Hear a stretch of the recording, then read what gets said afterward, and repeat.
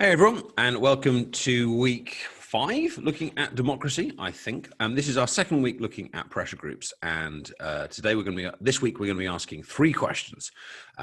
What is lobbying, and why is it potentially controversial? What issues does it cause? Secondly, what is a think tank? What do they do? Why are they important? And what issues can they cause? And thirdly, and finally, do pressure groups overall enhance or threaten democracy? And that will kind of encapsulate our look at pressure groups. So this first video we'll be looking at lobbying, looking at lobbying scandals and things like that. The second video is an interview with a friend of mine who works for a think tank, and we'll go through what they are and hopefully kind of inspire you to want to become members of them and all that kind of stuff. And the third video will discuss whether pressure groups enhance or distort democracy, and hopefully kind of give you help you to kind of understand the arguments that you could use in essays. So here we go, lobbying. Now you should know a definition of lobbying from our previous from last week, and if you're not sure, there is a page which will come up next on the Nearpod, which reminds you of that definition of lobbying. So you might want to, or it might be on the you'll see it'll either be the next page or the previous page, but go and have a look on the Nearpod, and it'll remind you what exactly lobbying is. So why is it a problem? Let's have a look here.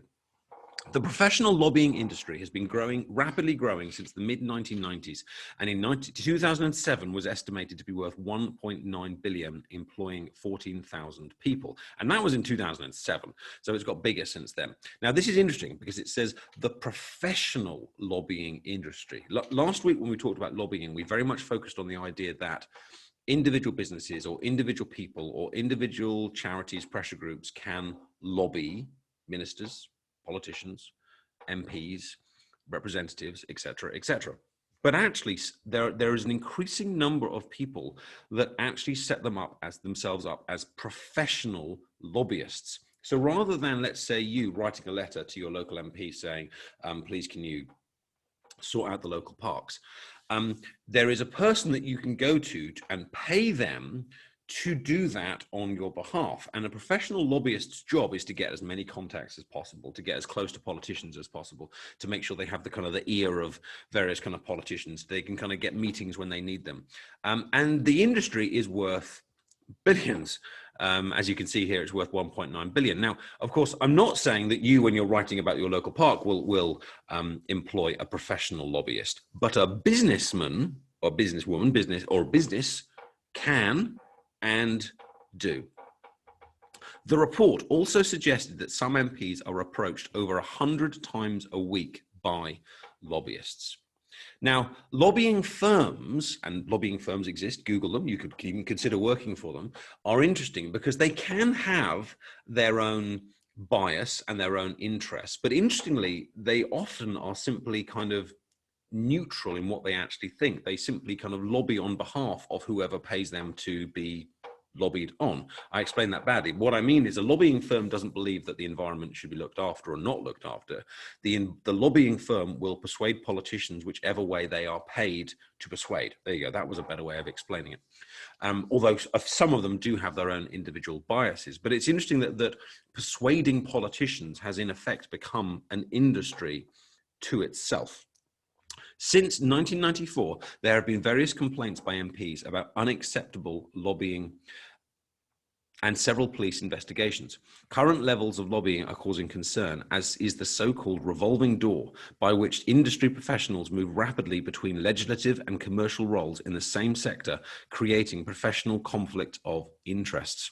So, this is a key term we need to learn here, revolving door. Let's look at the definition, by which industry professionals move rapidly between legislative and commercial roles. So a legislative role is like being an MP or a minister.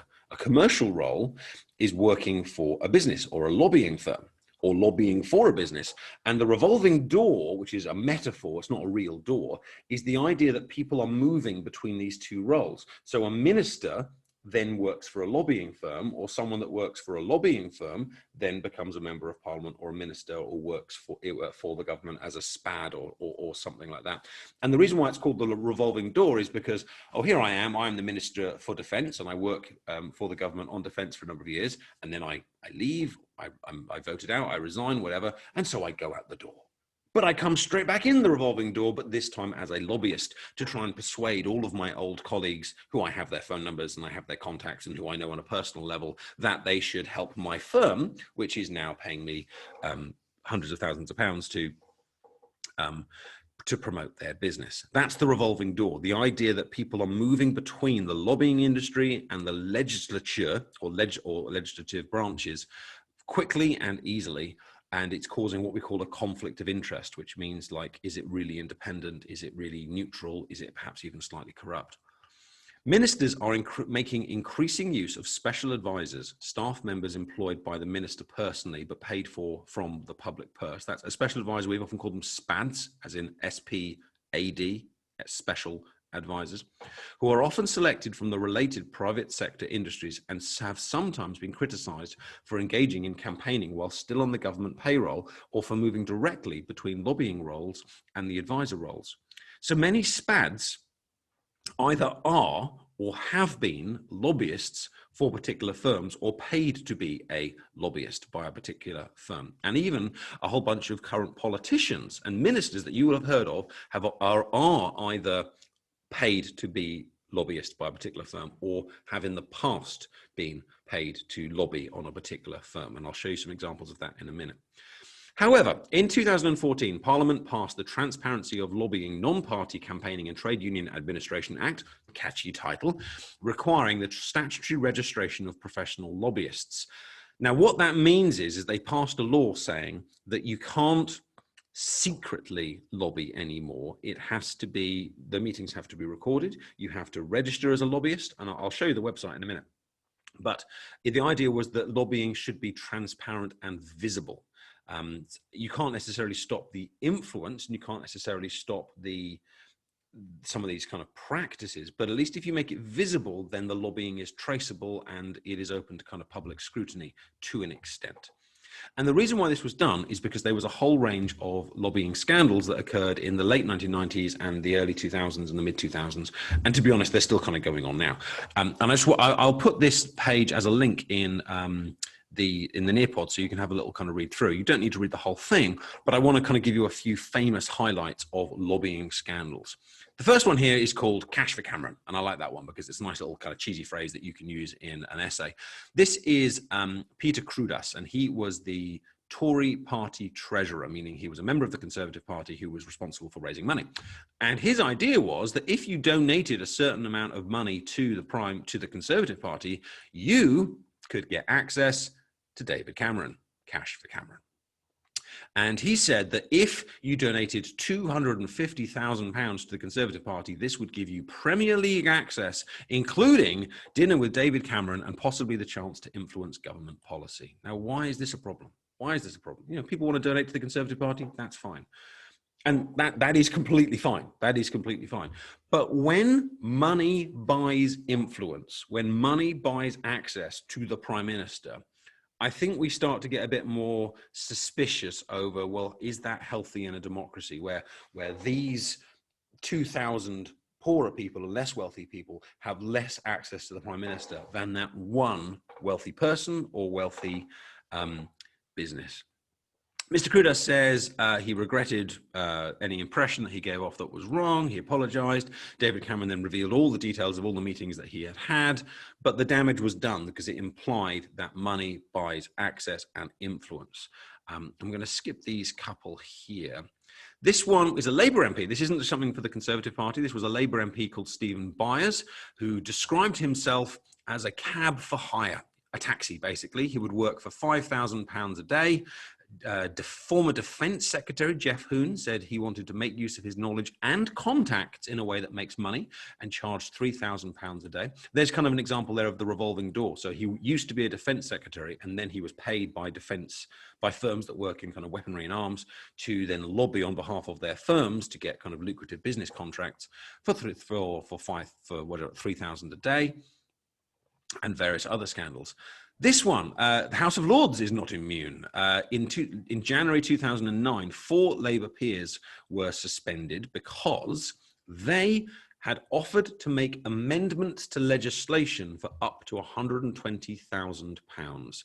Now, an amendment to a legislation is actually changing a bill which will hopefully become law. So in effect, that is buying or attempting to buy a change to the law. And you can see hopefully why that might benefit a business in various ways, depending on what that business or what that pressure group is. That was huge. And they were suspended from the House of Lords. One I mentioned to you last week, which is the Bernie Ecclestone scandal. This is Bernie Ecclestone. This was Tony Blair and the Formula One tobacco scandal. It details it there, and you can kind of read through. This is Neil Hamilton. This was a famous one when I was probably about your age. He was caught accepting money to ask questions in Parliament, such as like ministers' questions or prime minister's questions. He was paid by the guy that used to own Harrods, Mohammed Al Fayed, to ask questions in Parliament, and he was forced to step down, and then he was defeated in a general election as a result of this kind of lobbying scandal. So have a look through this page and kind of refresh yourself of a few examples. But it isn't just in the past. Let me kind of just move this over. Some people have criticised Boris Johnson's government for having a lot of lobbyists or ex-lobbyists in there. And this is a website called opendemocracy.net. Now, this is a biased website, so let's have our slightly skeptical views on. But it does suggest that there are perhaps issues with what ministers and MPs have done in the past and how neutral they might be. So, for example, Esther McVey, who is the Secretary of State for Housing, has been backing British farming and so on, but she has been paid she worked as a lobbying consultant, a senior consultant at lobbying firm Hume Brophy, which now employs James Wharton as a special advisor. It serves institutions and a select group of ultra high net worth clients. Now, of course, MPs, when they stop being MPs, are perfectly entitled to go and get other jobs. Of course they are. It's a free country. You can have whatever job you want. I could stop being a teacher and I could go and do something else. This is how life works. No one is suggesting that there is an issue here. But it does raise questions for democracy when someone works for a particular firm, has contacts in a particular lobbying firm or business, and then goes into our legislative or executive branches of government, or if someone leaves the executive branches of government and then goes to work for a lobbying firm. I can't give you a direct link and kind of say, well, this person did this and then they did this and then this scandal happened, although there might be examples online, but it raises questions about corruption and raises questions about access. Priti Patel has been a lobbyist in the past for British American Tobacco. That might be a good example to use in an exam, since Priti Patel is a well-known current figure. She's the Home Secretary, and she has been a lobbying firm for tobacco and United Arab Emirates and various others. And she's actually quite well known for doing work on the side, because she was actually fired by Theresa May for having secret meetings with Israeli ministers about 5-6 years ago. Dominic Raab, the current Foreign Secretary, so these are big names, it works for a think tank, or has worked in the past for a think tank, and one of the few other videos today will be talking about think tanks on economic affairs, the Institute for Economic Affairs, which is a very influential think tank. So again, this is an interesting article for giving us some examples that we can kind of use of where lobbying becomes questionable. I'm not going to say lobbying is bad, because it's not, because we all lobby. Members of the public lobby and should lobby, but the professional lobbying industry definitely raises questions about democracy and corruption. So what do you think about it? Have a little think. So just to test yourself from this video and what you've read or about to read in the textbook, what is lobbying? Why is it good? What is a professional lobbyist? What lobbying scandals have there been? Maybe you could give 2 or 3 examples. What current ministers have been part of lobbying in the past? And therefore, what are some of the issues or problems with lobbying? If you can do that, you have successfully passed this section of the video. Well done. And there'll be some questions for you to answer as the video goes on. Thanks. Bye.